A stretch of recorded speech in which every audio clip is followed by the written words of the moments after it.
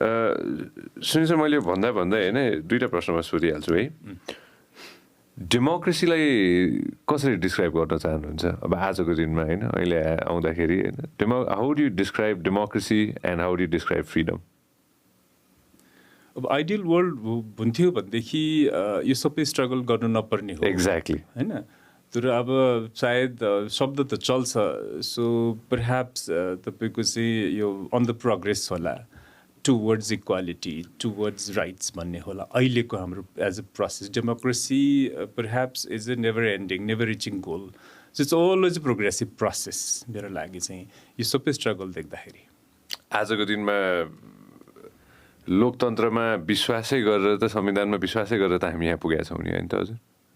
त्यो विश्वास भन्दा नि एस्पिरेसन नै हो नि होइन नत्र एब्सोल्युट तपाईँको त्यो फुल इक्वालिटी त सम्भव छैन तपाईँको के अरे युएनको ह्युमन राइट्स डिक्लेरेसनले भन्छ every human being burn free and equal भनेर कहाँ छ त्यो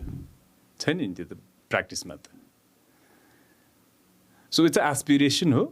we should work towards there र जतिसम्म पुग्न सकिन्छ इट्स अ होल ह्युम्यानिटीको लागि राम्रो हो त्यो तर अब हाम्रो त्यो एउटा थ्योरीले मात्रै हुँदैन फेरि हाम्रो बिलिफ सिस्टमहरू छ कसैले वान लाइफलाई मान्छ कसैले पुनर्जन्मको कुराहरू आउँछ कर्मको कुराहरू लिएर आउँछन् कसैले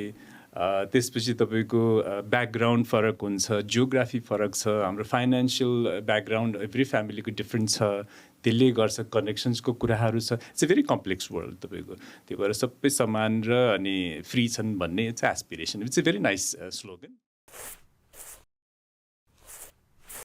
Thank you very much for watching us on YouTube. Make sure that you also listen to us on Spotify.